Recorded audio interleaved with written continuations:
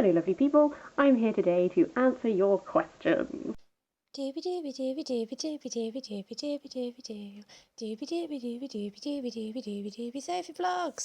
To celebrate having 500 subscribers, I, a few weeks ago, posted a Q&A announcement.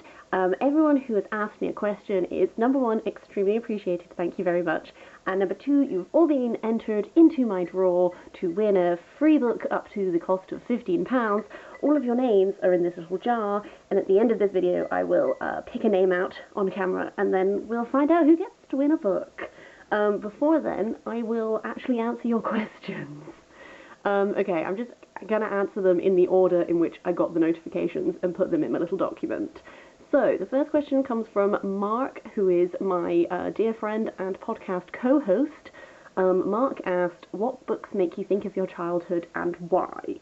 There are some obvious books, which are just books that I read a lot as a child. So that would include The Edge Chronicles, His Dark Materials. I read a lot of Julie Hearn books, specifically stuff like Ivy, which is about Pre-Raphaelites, which I think is one of the reasons why I love the Pre-Raphaelites. The actual answer I'm going for is a book series which I question whether I would enjoy it were I to read it now, because from memory there are some slightly dodgy aspects to the plotline. However, The Band and the Banished series by James Clemens is a book series. It's a fantasy series.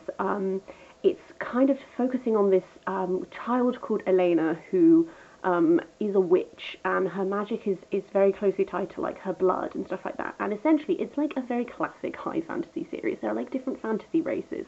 Apparently, everyone's name has to have apostrophes in the middle of it for no good reason. But I have such a vivid memory of buying all these books secondhand on holiday. We went on holiday to Pembroke a lot in Wales as a child. There was a particular farm we stayed on all the time. And there was this small little village called Creswell, and Creswell Quay has a little pub, and they would sell secondhand books outside the pub. And I got all of these books from there, and I have such vivid memories of reading these books, drive in the car while we drove around Wales to go on different places, while listening to the band All About Eve, their Keepsakes 2-disc best of CD. And every single time I listen to any of those songs, I'm immediately transported back to this moment in my childhood. So whether or not that book series is actually any good, I cannot answer because I don't own them anymore. I do remember some very questionable plot details, but it is I have such a vivid childhood moment memory of reading it, so I'm gonna go for that. Steve at the Lawn Gnome asked me a question which kind of stumped me slightly. He asked, when the day comes that you decide to stop making videos, what is the legacy that you want to leave behind? This kind of stumped me because my initial response is to say that I don't make videos to leave a legacy, and I also don't really make videos I make these videos because it's like having an internet book club, I would be reading this amount of books anyway, even if I wasn't making these videos. What I like about making videos is I like taking the time to think about what I've read and be how do I feel about this? Why do I feel this way about this? That sort of thing. And then I like putting it out there because you get such interesting responses from people. I always feel so lucky when someone comments on a video or something, because it's being able to have conversations with people about books that you want to talk about, but you don't really know if anyone wants to talk about them and that sort of thing. And I don't know, I view this as a chatty internet book club. So the concept of then leaving a legacy behind, I think I struggle to answer it because I don't think I'm big enough or meaningful enough to be leaving a legacy. I don't know if that's correct, I don't know. So I kind of really struggled with this. I think my general legacy in my life and my outlook upon my life is that I would like to, my general aim is to do as much good as I can. Insofar as that's also a very hard thing to necessarily enact change and blah, blah, blah, I also want to do as little harm as I can. I don't know. This is how when I became vegetarian, I was I just want to do as little bad things so that I can work towards doing as many good things. I don't know. So, if people were to take anything from my videos, I would like them to take just some happiness, some joy, make the day a little brighter, that sort of thing. Whether or not that actually is a thing that people do, I don't know. So, like, I tried to answer this question, and then I went down, like, a little tumbling hill of, like, insecurities and blah, and so I don't really know if I have an answer to the question, but it's a great question, and I would like to hear if you are a creator. What is the legacy you would like to leave behind, and then maybe I'll look at doing that myself sometime. I don't know. After that, the lovely Miriam at Between Lines and Life left a bunch of questions. First question is, what was your dream job or jobs as a child, and what made you go into the field you're now in? When I was 3, my ideal life was that I wanted to be a farmer by day and a ballet dancer by night, which really goes to show that child Sophie did not know how labour intensive either of those jobs are.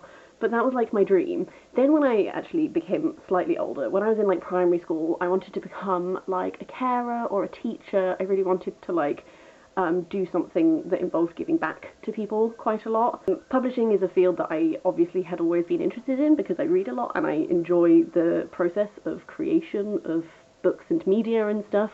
I actually just got my job from pure chance. Like, my friend who works at the same company that I work at let me know that there was an opening, and she was like, feel free to apply if you want. And I did, and then I worked there for many years now. She asked favourite flower. I love so many flowers. I've really started appreciating flowers during lockdown because I don't have a garden. So every time I go outside and I find a good flower, I'm like, what is this flower? I need to find out the name. I really love wisteria and I love laburnum. I really like those flowers that like in trees that hang down. That's really lovely. I really love peonies, like giant peonies. I love a lot of wildflowers, like forget-me-nots, that sort of thing. Wildflowers in general, like it makes me really happy to like see just growing along the trees and the greens. I like it. Her next question is amazing, and it's, if you would have to describe your fashion style, which artist would you choose to describe it? Apparently she's already picked one for me, and she's interested to know if our answers are the same. There's a difference between like my actual lived fashion and then the style I aspire to. I don't buy that many clothes because I'm trying to like reduce my consumption of things.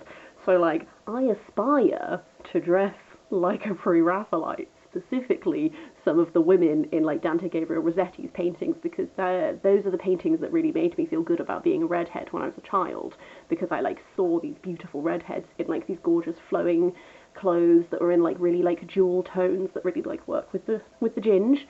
I also really adore like the types of fashion in like Mucha portraits and stuff. Whether or not I actually dress like those is a different thing, but those are the two that I would like aspire to. Her next question is favourite local brand. Most of the local brands I like are like food. I really like supporting like local food production people. So, and also a load of them are also alcohol. So I really like Bath Ales. Do a really good cider called Bounder. I don't like beer, but I do like love cider, along with Thatcher's. They're like a local cider creator. Also Perry's cider, very good. And then also less than local, but Calon Wen is like a, in Wales, it's like a community-based sort of cheese and milk and dairy production thing. And they do really great cheese. Her final question is, what is the setting in a book that you still think about even way after finishing it? The Shire from Lord of the Rings. I just think the Shire and like concepts of like hobbity living is something that I find really appealing. Like I really like the idea of having like a little tiny hobbit house. It's, you know, but I don't know whether that's influenced by the book or whether that's influenced by the films, because I consumed the films before I consumed the book. I do think that the way that the films portrayed the Shire is particularly delightful, and it's definitely influenced how I read those passages. But yeah, it really stays with me. It's like an aspiration. The next questions come from Hidden in a Book. She first asked, have you read Orlando by Virginia Woolf? Yes, and it's my favourite Virginia Woolf, I think. Sometimes I struggle with Virginia Woolf, and I've realised after the fact that what it is that a lot of her books that are quite stream of consciousness, because I do, well, not at the moment, but I used to do most of my reading on public transport commuting to work. I need books that I can, like, at any moment just stop reading because I have to get off a bus and go to work and that sort of thing. Whereas because stream of consciousness books, I can't do that. I find it jarring to then, like, have to stop and then blah, and then, like, where are you and all those things. So I think I've struggled with some Virginia Woolfs in the past because of this nature of how I'm reading the books. But Orlando is my favourite of hers because it's slightly less of that stream of consciousness style, and I really enjoyed all of the playing around with gender and all of the also like looking at the characters, like real people that I know some of the characters are based off of, and my knowledge of that, and like looking at how that played out. It's one that I really want to reread though, because I definitely don't remember it as well as I would like to. She also asked who's your favourite author, which is very hard, as will come apparent from all of these answers. I'm really bad at being like, this is my favourite thing. I just like have little platters that I like to present people and be like, a little bit of all of these, please. So this platter is going to include authors that I like consistently really enjoy their series. Genevieve Cogman's Invisible Library series is a series that every single book I know is going to be really great. Emma Newman is the same because I got into Emma Newman through her fantasy fae-inspired series, and now I still really enjoy her sci-fi series, so I kind of feel like anything Emma Newman puts her hand to I'm going to really enjoy.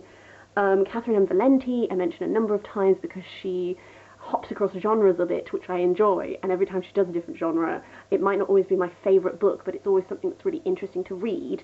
Finally, Guy Gavriel Kay is a fantasy author whose fantasies I usually really enjoy, and I'd actually like to explore him a bit more because it's been a while since I've read some of his. She also asked, you've mentioned that you're LGBTQ+, would you mind telling us about your identity? Yes, I identify as both queer and bisexual. When I first was in the process of being like, oh god, I'm not straight, but what does that mean I am? I had a small crisis, because I was having a bit of a life crisis anyway. I sort of managed to save up all of my potential life crises and then have like one gigantic crisis. So at the time, I found queer very comforting, because I was like, this whole time have I been a lesbian and not known it? Am I bisexual? What's going on?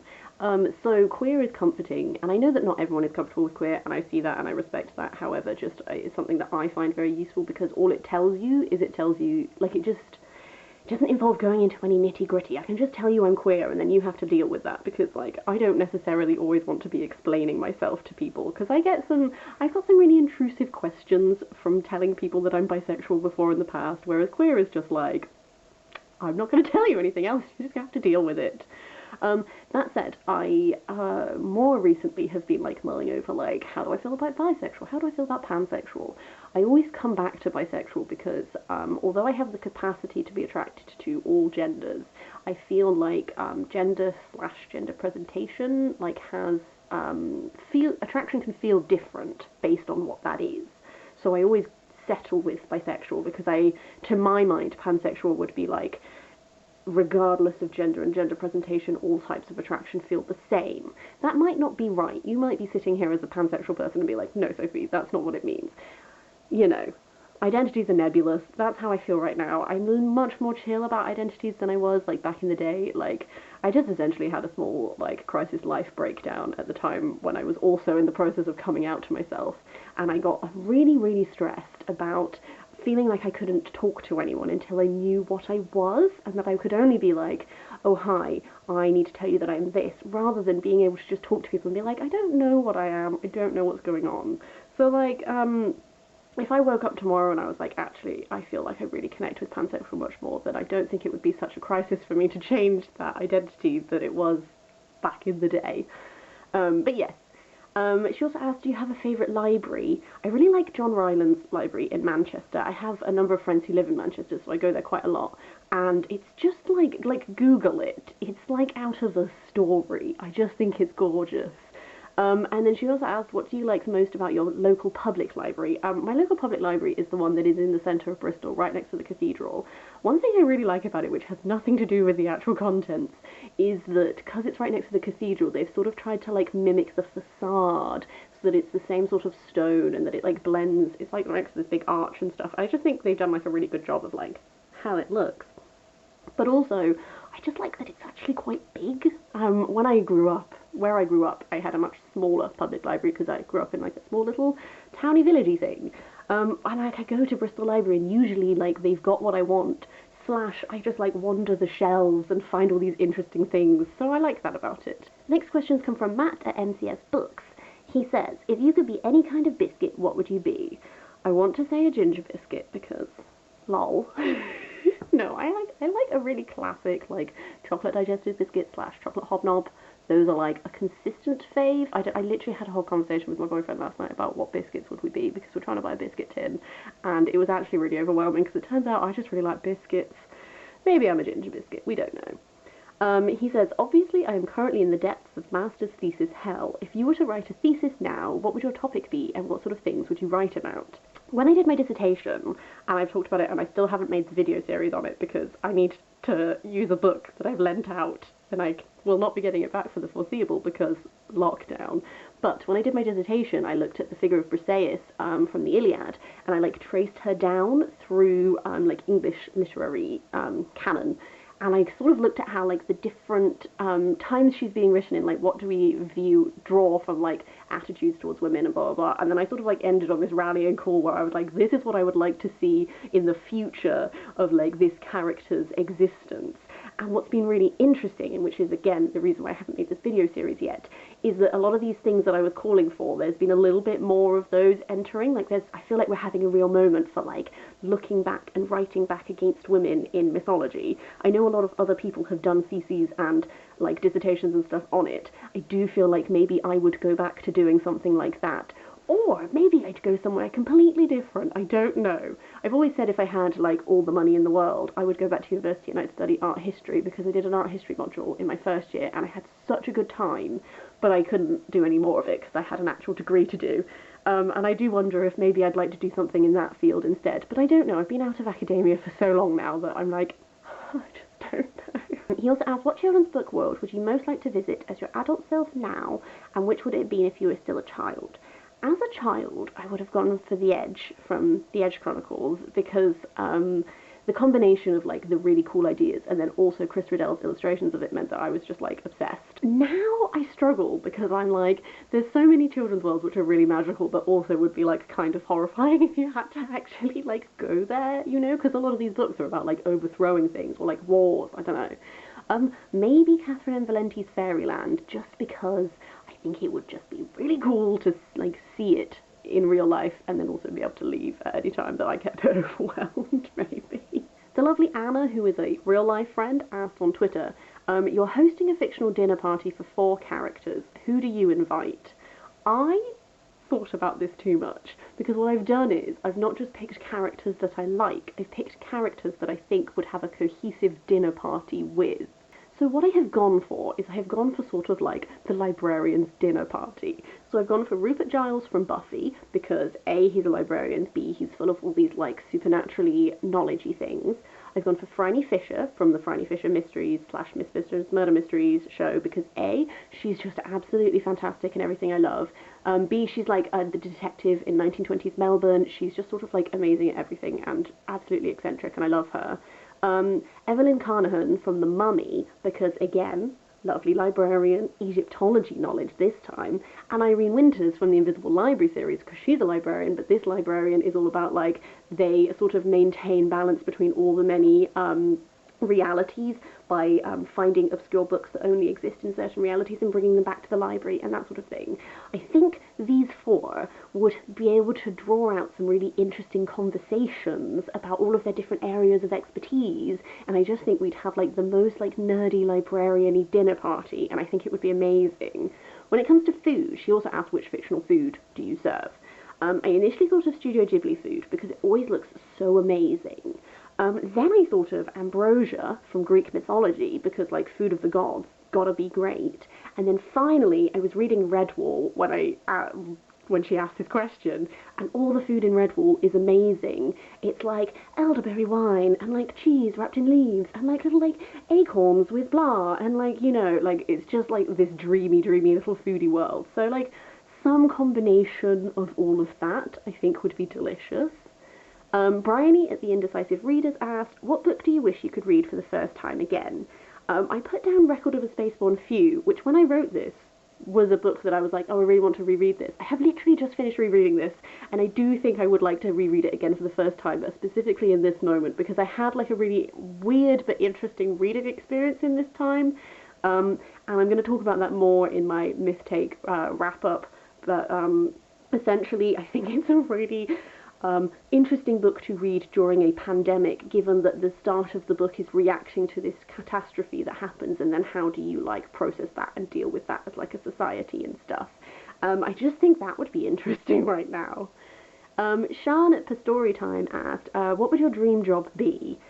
I'm not sure. I've never been a person who has particularly had a dream job. I mentioned in response to Miriam's question earlier, like some jobs I wanted to do.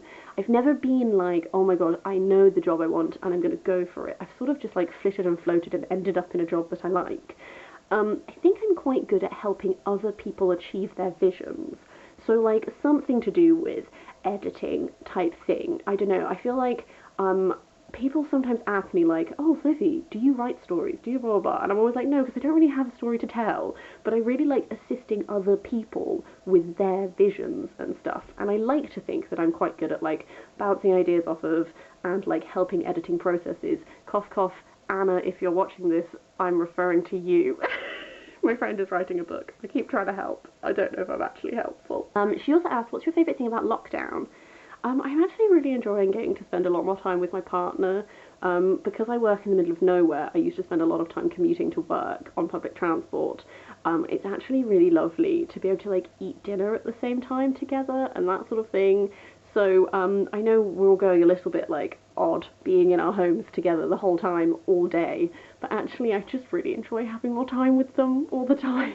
She also asked, are you a morning or an evening person? I would say I am an afternoon person. Now I'm more of a morning person than I used to be. I used to like stay up till like 3 a.m. finishing essays and blah blah blah, and I can't do that life anymore. No, no, no. But I feel like I really hit my stride in like the afternoon. She also asked, what is your favourite film? This is another time that I give you a small platter because I don't know. When I was a kid, my favourite film was Almost Famous. I don't think I really always understood all of the like drug and sex references in it, but Almost Famous is like a Cameron Crowe film about this kid who lies about his age and goes on a tour with this band called Stillwater in the 70s to write a piece about them for Rolling Stone magazine. And I love what it has to say about music, and I've always really loved that film. I then for a while said that my favourite film was The Fall, which has Lee Pace in it, because I really liked the storytelling, and then also like the visuals are amazing. It's like this injured stuntman in hospital telling this story to this little girl, and it's all weaving in like stuff that's been happening in his life and blah blah blah, and it's a visual spectacle. I also really liked the 2019 Little Women film. That's like a new contender for a new favourite film. But also like there's a number of Studio Ghibli films which like just comfort me deeply. So the answer to this question is there's a small platter of films, and I'm sorry that I'm really terrible at being like here's one thing. Next up is Faye Reads. They asked, if your life were a work of fiction, what sort of genre do you think it would be? I'm not really sure. I don't feel like I have the most exciting of lives. Maybe I'd be like a sweet little illustrated children's book, I feel, maybe. I don't feel like I'm dramatic enough to be like a fantasy book or a sci-fi or blah blah blah. Maybe like a sweetly little like illustrated, like a Tea Dragon Society style thing. I would like aspire to that. They also asked, what are some of your hobbies outside of reading? I do a lot of crafting. I make too many pom-poms, stuff like that. I love cooking. I'm not like the best cook in the world, but I love like just like put me in the kitchen and I'll make a soup and have a great time. I love learning about like history, stuff like that. I'm getting a little bit back into music. I bought myself a lyre harp as an impulse buy, and yeah, I've decided to reteach myself guitar because I played classical guitar for like 10 years when I was a kid, and I was like, why don't I pick this back up again? So like, I flit and I fleet and I flittity fly. What is your favourite social media platform? I don't really know. Like, the main social media platforms that I use is like Twitter, Instagram, and Tumblr, and I probably like them all equally for different reasons. I don't spend like the hugest amount of time on social media. I sort of like flit in, flit out again. Finally, they asked, have you travelled internationally? If so, where? I have been to France. I went to Paris in October, which was great, and then I've also been to a couple of other places in France over time. I've been to Germany, went to Munich, and then I've also been to like the Rhineland. I've been to Austria, I stayed in Salzburg. I've been to Italy, I went to Rome, and I also went to Venice. I think that's it. I am not super well travelled because we never really went on foreign holidays when I was a kid, because we couldn't really afford to. So we just spent a lot of time in like Wales and then like Cornwall and Devon and stuff, and I actually really like that because I feel like I've got like a real appreciation for like the areas around me, and like I really appreciate like I don't know, I think my childhood holidays have like instilled me with a love of like the landscapes in these places and stuff. So I would like to explore places further when we're able to, but also at the same time I'm not super sad that I haven't been to too many places because like I feel like I've had a nice holiday time. I just, yes, there's places to go that I have not yet been. Next up is Olivia's Catastrophe. She asked, what is your favourite book of all time, or a few of them? I really like the Tiffany Aching series by Terry Pratchett. I feel like it is a series that was quite like instrumental upon me as a child. It is one that I've been meaning to reread for many years, but I've been trying to read Terry Pratchett in like his publication order, so I haven't got to those ones yet. So I'm going to say that one, but also all of those other series that I mentioned back in my favourite author would also count as well. She also asked, do you like listening to audiobooks? I don't really listen to audiobooks. I listened to one audiobook in like the last like 5 years, I think, largely because I like using reading as a way of like getting away from screens and stuff like that. So like I also have tinnitus, so I try not to listen to stuff through headphones too much, and I do listen to stuff while I work sometimes to drown out my tinnitus, but I also am like maybe I shouldn't use headphones too much, so like stuff like audiobooks, because I live with my partner, I wouldn't like just listen to them out loud because that would get in, the way of stuff. So yeah, not really, but I like fully respect people who do. It's just I think I'm primarily like a visual person. Like I see things rather than necessarily taking in things too well when I like listen to them. She also asked, what do you do for work? I am an editor for a company that publishes children's magazines. So I write.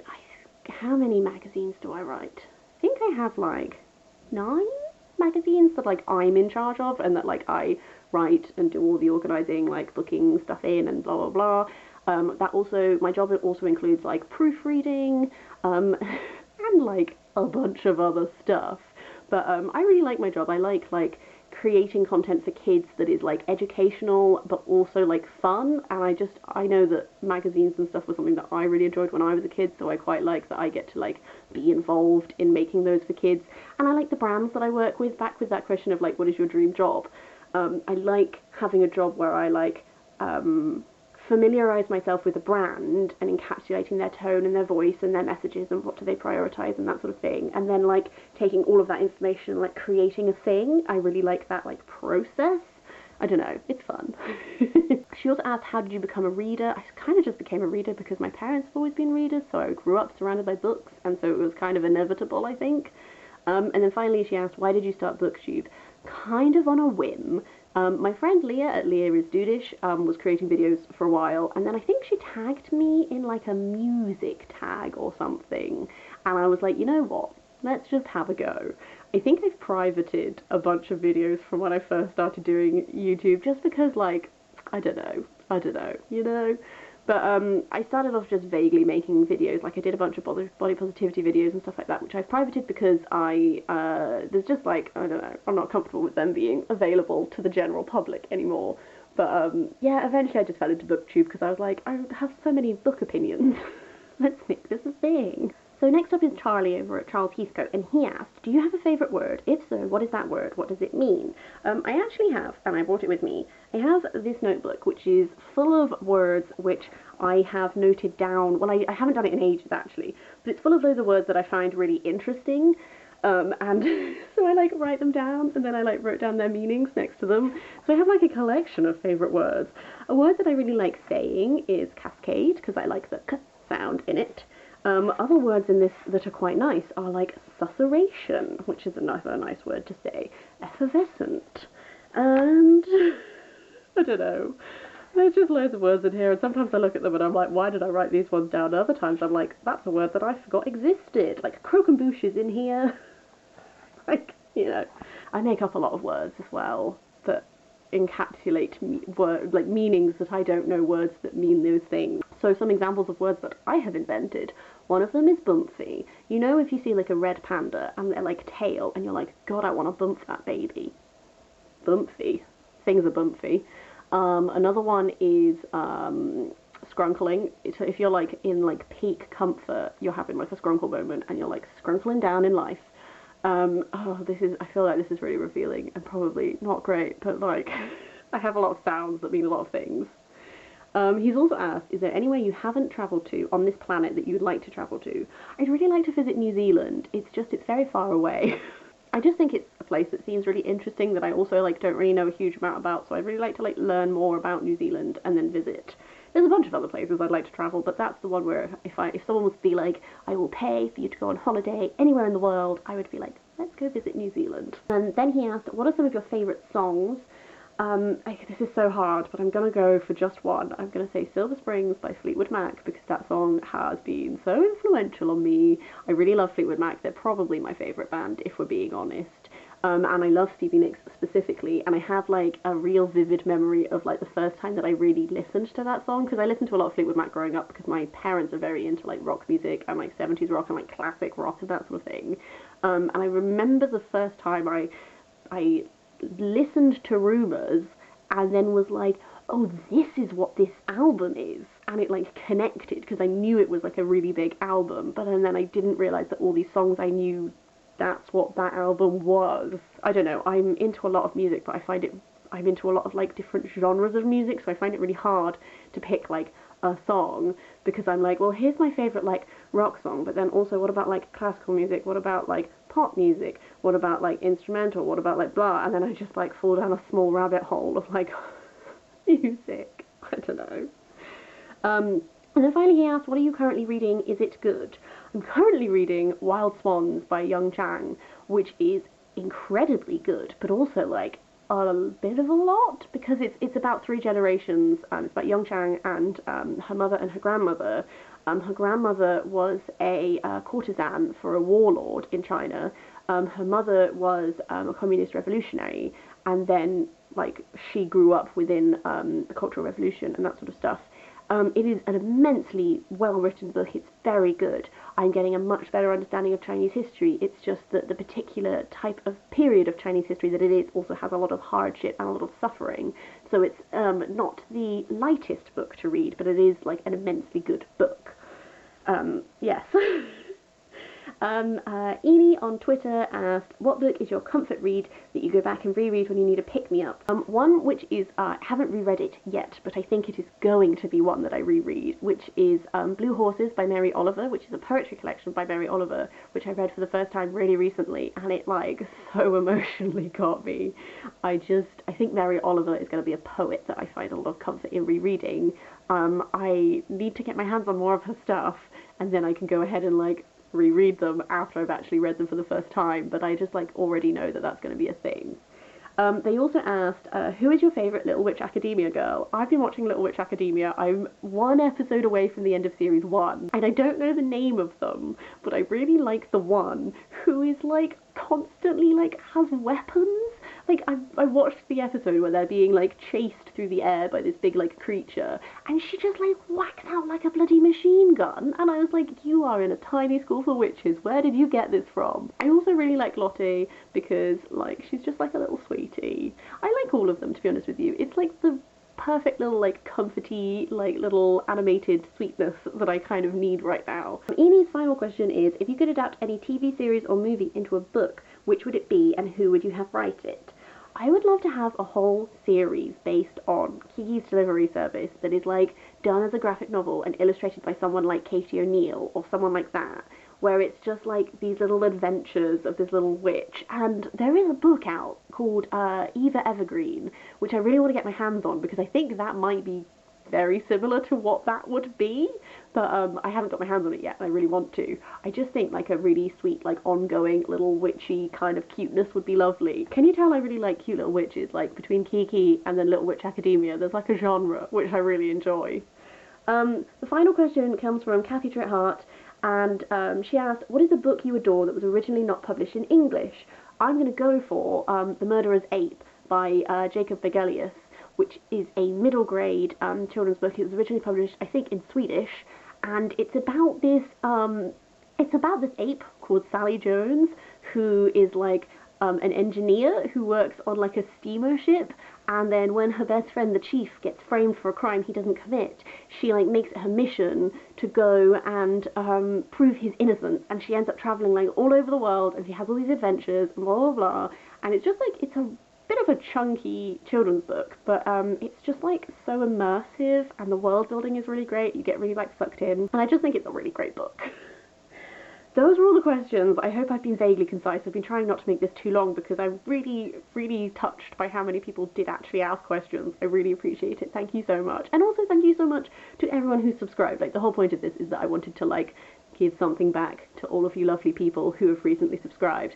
So I'm going to pick out the winner of the book. I'm going to shake it. I've put everyone's names in the jar in matching little pieces of paper.